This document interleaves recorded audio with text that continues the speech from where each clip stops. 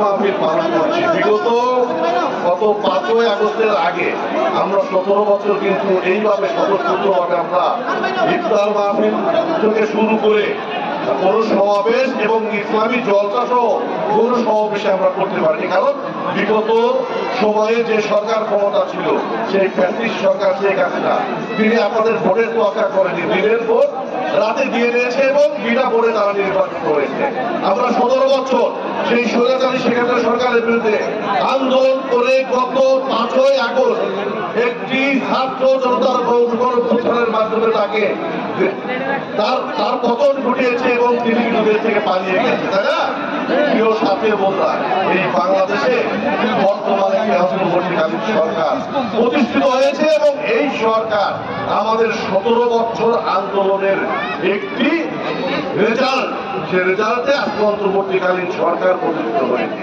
এই অন্তর্বর্তীকালীন সরকারের কাছে এদের শান্তিপ্রিয় জনগণ এবং আবহাওয়ার ভোটারদের দাবি অনতি বিলম্বে একটি সুষ্ঠু জাতীয় সংসদ নির্বাচন অনুষ্ঠিত করে তাদের কাছে ক্ষমতা অর্পণ করা, তাদেরকে এদেশের জনগণ ভোট দিয়ে নির্বাচন করবে, তাই না? প্রিয় সাথী বন্ধুরা, আপনারা জানেন টাঙ্গাইল জেলায় 8টি সংসদীয় আসন, তার মধ্যে সবচেয়ে গুরুত্বপূর্ণ টাঙ্গাইল সদর 5। এই আসনে আমি টাঙ্গাইল জেলা বিএনপির সভাপতি হাসানুজ্জামান শাহিদ দলের কাছে মনোনয়ন চাব।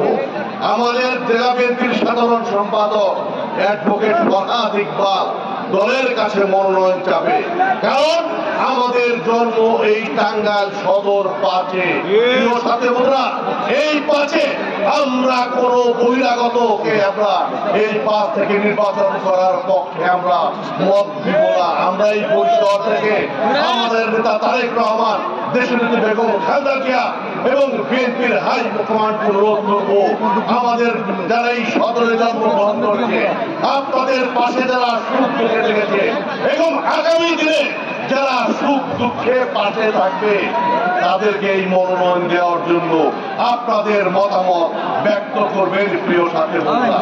এবং আগামী অল্প দিনের মধ্যে বাংলাদেশে একটি জাতীয় সংসদ নির্বাচন অনুষ্ঠিত হবে। সেই নির্বাচনে আমি শাহিদ এবং ফরহাদ ইকবাল মনোনয়ন দেব।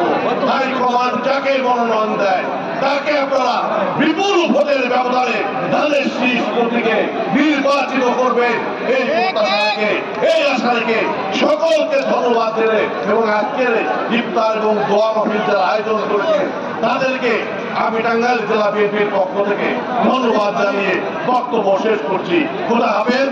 বাংলাদেশ জিন্দাবাদ, বাংলাদেশ জাতীয়তাবাদী দল জিন্দাবাদ, জিন্দাবাদ। শহীদ জিয়া অমর হোক, খালেদা জিয়া জিন্দাবাদ। আগামী দিনের তারুণ্যের অহংকার তারেক রহমান জিন্দাবাদ, জিন্দাবাদ।